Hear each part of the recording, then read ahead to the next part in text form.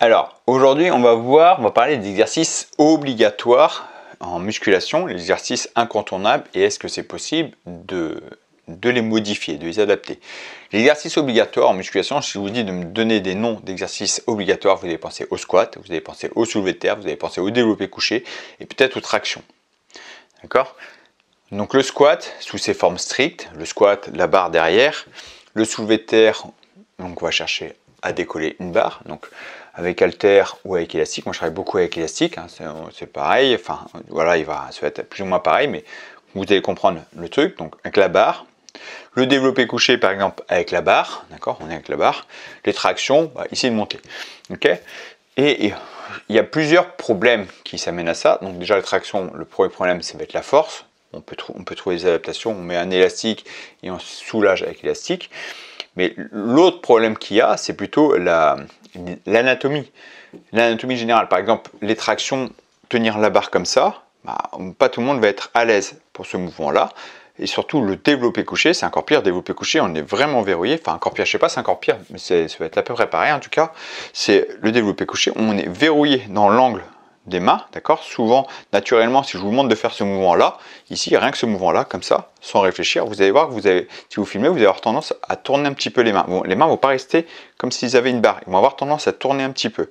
Donc, naturellement, la barre ne correspond pas à tout le monde. Le squat barre, on n'a pas tous le même écartement des jambes, on ne va pas avoir tous la même posture, on ne va pas avoir tous la même mobilité de cheville, la même mobilité des hanches, et pas tous le même mentalité face à ce mouvement-là. Il ne va pas correspondre à tout le monde. Donc il faut savoir adapter ces mouvements, mais sans faire n'importe quoi.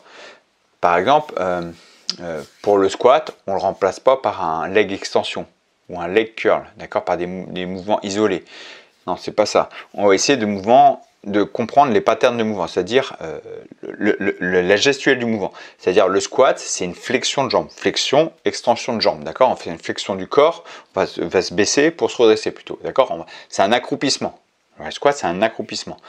Donc on peut le remplacer par du squat gobelet, prenons l'élastique devant. On peut remplacer par le squat avec les élastiques dans les mains, ce que je préfère. Posture plus facile à gérer. Après, c'est la gestion des élastiques qui est un peu plus complet. On peut remplacer par le front squat, la barre devant les épaules. Voilà, il y a plusieurs variantes. Et si vraiment des problèmes de cheville, hanches, autres, on peut remplacer par les fentes. Les fentes, anatomiquement, ça correspond vraiment à une majeure partie des gens. C'est beaucoup plus facile à gérer sa mobilité de cheville. Donc ça demande un travail d'équilibre. On peut travailler ce travail d'équilibre avec les sangles de suspension, par exemple, pour se stabiliser, ou contre un mur, pour se stabiliser. Mais là, vraiment, tout le monde peut faire des fentes. C'est beaucoup plus facile, anatomiquement, je parle. Donc là, on est quand même sur un accroupissement et on se redresse, d'accord. Les fentes, c'est une jambe par une jambe, mais voilà.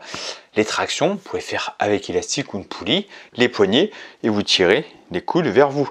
Vous êtes beaucoup plus libre dans les mains et vous avez quand même un mouvement de tirage vertical au corps. C'est pareil, ok. Le développé, tout simplement, moi je vous conseille avec halter ou avec élastique. Les bras sont libérés, on peut faire un mouvement d'étirement qui correspond à notre anatomie.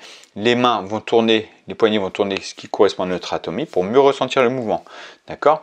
Le soulevé de terre, c'est pareil. Il y a le soulevé de terre sumo, le soulevé de terre classique. Et moi, j'aime bien aussi ma variante de soulevé de terre avec l'élastique devant, qui va mettre moins de tension, de pression sur la colonne vertébrale. Il y a quand même un travail sur la chaîne postérieure et le dos. Il y a plein de mouvements comme ça que vous pouvez adapter.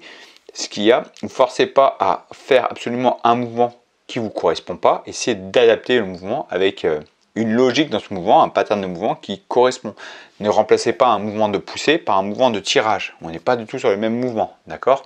Donc quand vous avez un mouvement de poussée, essayez de trouver une variante de ce mouvement de poussée. Par exemple, mouvement pour remplacer les pompes, le développé, c'est les pompes. On est sur un mouvement de poussée, d'accord. Un mouvement de tirage, il faut un mouvement de tirage, d'accord. C'est comme ça qu'il faut réfléchir pour remplacer les mouvements qui vous correspondent, ok. Voilà, c'est tout pour cette vidéo. Si vous voulez en savoir plus, si vous voulez comprendre comment atteindre les objectifs physiques et athlétiques depuis chez vous, si vous voulez comprendre l'intérêt des élastiques, j'ai fait une formation offerte et une masterclass offerte sous les élastiques pour expliquer tous les avantages des élastiques, c'est offert. Vous avez juste à cliquer ici, vous entrez votre mail et je vous envoie tout directement par mail. Et c'est tout pour aujourd'hui. Je vous dis merci d'avoir suivi cette vidéo et à très bientôt pour une prochaine vidéo. Ciao.